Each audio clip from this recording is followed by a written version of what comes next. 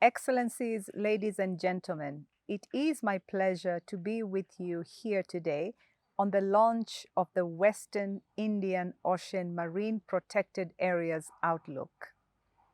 I note with great appreciation the efforts made by the contracting parties of the Nairobi Convention in the production of this outlook that tracks progress you have made on ensuring at least 10% of each country's marine and coastal areas are brought under protection by 2020, in line with the aspirations of the Sustainable Development Goals.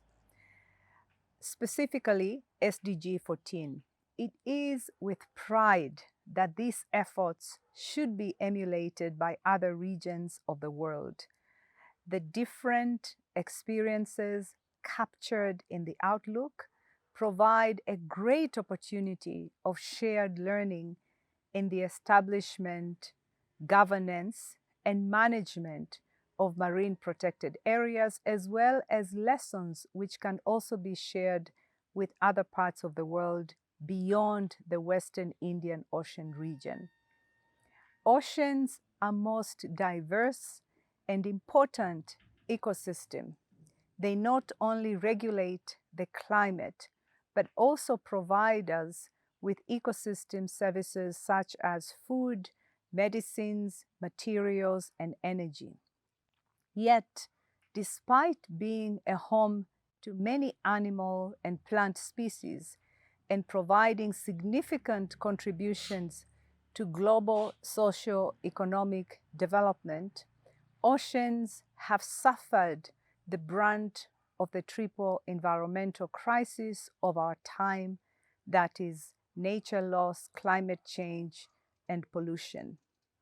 Marine protected areas not only contribute to SDG 14, they are tools that can help us achieve the entire 2030 agenda.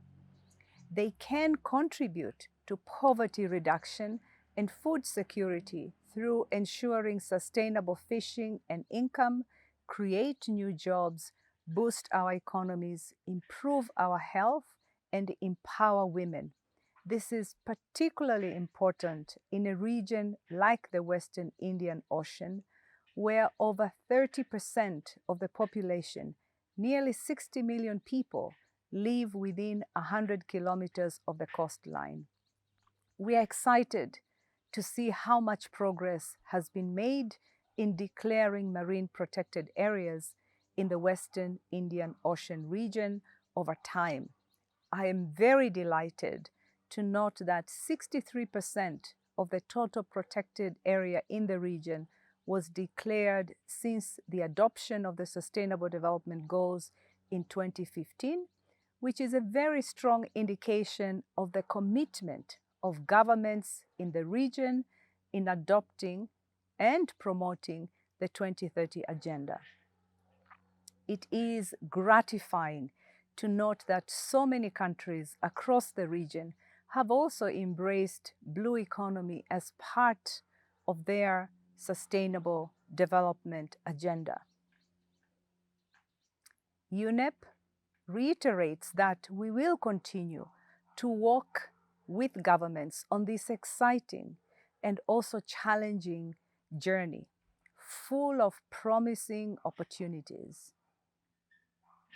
It is my sincere hope that governments, communities, and other stakeholders in the region will use the publication of this MPA outlook as an opportunity to double down on their commitments to establish and maintain functional and effective marine protected areas.